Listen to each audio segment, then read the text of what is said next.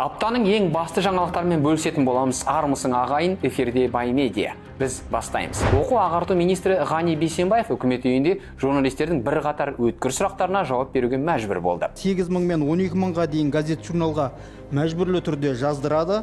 Мектеп бітірген үшін 200 мың теңгеден жинап жатқанын айтты. Семинарға барған шығындарды сұрайтын болсақ, тіс жаратын болсақ, қудалауға ұшыраймыз дейді. Наурыз өтсе де, басқа мерекелер өтсе де, көп жинайды ақша дейді. Балабақша кезегі басты мәселенің бірі. Баласы дүниеге келе салысымен кезекке қойса да, мектепке дейінгі біліммен қамтуға үлгере алмай жатқандар көп. Ал жекеменшік балабақшаның бағасы қарапайым халық үшін қолжетімсіз. Одан қала берді, әлеуметтік желілерде тараған балаларды ұрып соғу видеолары тәрбиешілердің біліктілігі мен жауапкершілігіне қатысты үлкен сұрақ тудырады. Өткен жолы парламентте, мәжілісте балабақшаларды, жеке меншік балабақшалардың бәрін лицензиялау туралы мәселе көтерілді. Бұл да келеңсіз жағдайларға жол бермеуге тосқауыл мемлекеттік деңгейде, заңнама деңгейінде тосқауыл қойылды, арнайы қабылданған шаралардың бірі. Ақша табуға ұмтылған кейбір жеке меншік мекемелер баланың қауіпсіздігі мен оның біліміне емес, қалтаның қамын ойлағандықтан осындай мәселелердің болып жатқандығын көріп отырмыз. Оған себеп ол балабақшалар бұған дейін ешқандай мемлекеттік тіркеуден өтпей, кәдімгідей мынау дүкен ашқан сияқты балабақшаларды аша салып, жаңағы ешқандай сапаға жауап бермей, осындай келеңсіз мәселелер орын алған. Тағы бір мәселе, мұғалімдерді мәжбүрлі түрде газет журналға жаздырту.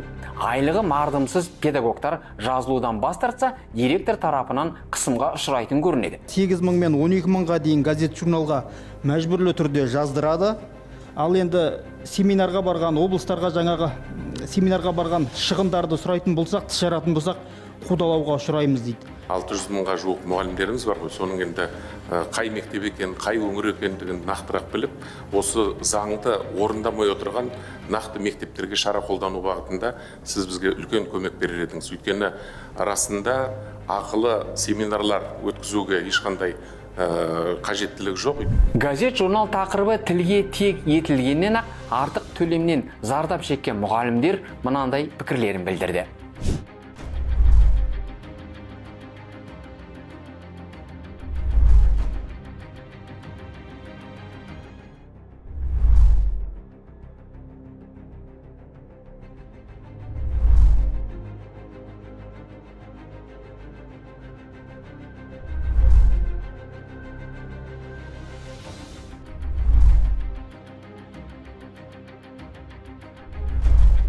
Жас өспірімдер арасындағы әлімжеттік пен суицид фактілері де аз емес.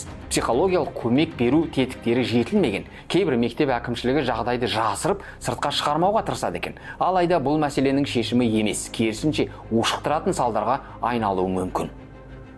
Халық әртісі атағы кімге лайық? Әлеуметтік желілерде әнші Әлішер Кәрімовке халық әртісі атағы берілуі қоғамда қызу талқыға түсті. Көпшілік соңғы жылдары мемлекеттік марапаттардың беделі төмендеп бара жатқандығын айтып, шенеуніктердің өнердегі кәсіби бағалаудан алшақ екенін сынға алды. Сарапшылар марапаттауға қатысты ашықтық, әділеттік және кәсіби сараптама қажеттігін алға тартып отыр. Марапат иесін қоғам мен өнер ордасы анықтап, мемлекеттік рәсімдеуші орган болуы тиіс деген пікір жиі айтылуда. Қайрат Байбосынов пен Айгүл Қосанованың, Ерболат Шалдыбековтің осындай шынымен ұлттық мәдениетті, мемлекеттің мәдени мұрасын сақтауға зор үлес қосқан тұлғалардың алуы әрине құпталады. Бірақ ішінде көп демей қойын, бірқатар күмәнді де марапаттар бар. Әлішер Кәрімовті айтып отырған шығарсыз. Былай қарасаң, өте кәсіби әнші, ол кәсібилігіне дау жоқ. Қалай халықаралық конкурстардың лауреаты, бізде шетелден қонақтар келгенде де, не болмаса біздің мемлекеттің ресми сапарында да біз жиі кездестіреміз. Қазақстан атынан талай жерде үлкен сахналарда ән айтып жүр. Бірақ енді салыстырмалы түрде деген нәрсе болады ғой. Қазір сізге халық әртісіне лайық ескерілмей жүрген дәл осы жерде кем дегенде 20 адамның атын айтып бере аламын. Әбиірбек Нәлиевтен бастап Мейрамбек Бесбаевқа дейін. Тіпті оған Жанар Дұғалованы да қосып алуға болады, егер жастарға беру керек болатын болса. Мысыр әуежайында қаза тапқан қазақстандық әйелдің денесі елге жеткізіледі. Бұл туралы сыртқы істер министрінің орынбасары Әлібек Қуантыров мәлімдеді. Оқиға кезінде жеңіл жарақат алған 2 азамат та елге оралған. Египет тарапы материалдық және моральдық өтемақы төлеуге дайын екенін білдіріп отыр. Өтемақы бойынша мысалы моральдық өтемақы ол шешілді осы мәселе. Содан кейін бізде сақтандыру компаниясы бар ғой, ол да шешіп жатыр. Енді Египет тарапынан біздің ақпаратымыз бойынша денесі енді олардың шығындарымен жіберілетін болады. Қазақстанда 3 ауысымды мектеп мәселесі әлі де өзекті. Ашық дерек көздерінде бүгінде 260 мыңнан астам оқушыға орын жетіспейді. Бұл көрсеткіш биыл тіпті артып кетуі мүмкін екен. Көп мектептерде бір сыныпта 40 оқушыдан отырады екен. Бұл өз кезегінде санитарлық нормаларға сай келмейді. Жайлы мектеп ұлттық жобасы бұл мәселелерді қаншалықты шеше алады? Баласы 3 ауысымды мектепте оқитын ата-аналардың үкілеген үміті ақтала ма? Құрылыс барысы несімен ерекшеленеді? Орталықта құрылысшылардың көптеген үй салған жерлерде біркелкі жаңағы микрорайондарда, ықшам аудандарда осындай проблемалық мәселелер бар. Бірақ бүкіл Астана қаласындағы мектептерде 3 ауысымдық деген сөз емес. Өзіңізге белгілі, былтырдың өзінде 24 мектеп іске қосылды Астана қаласында. Осы мәселелер түбегейлі шешуде. Биыл 15 мектеп іске қосылу жоспарланып отыр.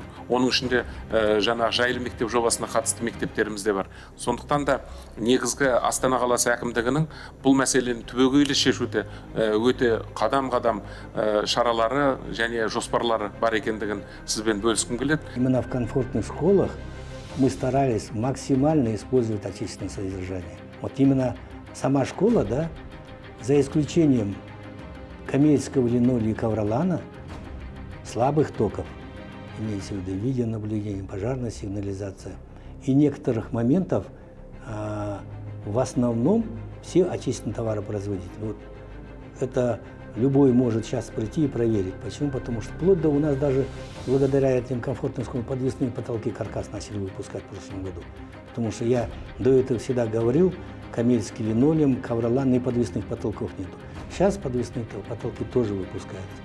Двери, вентиляционное оборудование, окна, витражи, керамогранит, гипсокартон, каркасы всевозможные. Все это производится отечественными товаропроизводителями. Апта қорытындысы осымен тәмам. Біздің каналға жазылып, лайк басып, пікір қалдырыңыздар. Қош, сау болыңыздар.